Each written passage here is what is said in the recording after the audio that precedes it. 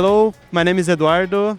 I'm a commercial manager for Fast PDR Tools. Our company is a Brazilian PDR Tools company. We're a manufacturer of tools. We have creativity, innovation, and quality on our core business, and it's very good to be here in Italy. The Italian market is essential for our business. We have a lot of customers here because of the hail season that hits Europe from April to October, and a lot of cars get damaged, so the technicians need quality tools, and we're here for it.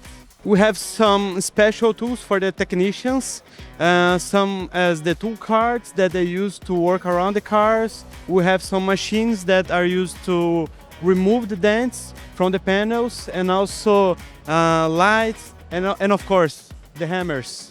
PDR sector is growing everywhere. We have some plans to expand our business here in Europe and also in the United States. It's a very large project. We are very happy for doing it.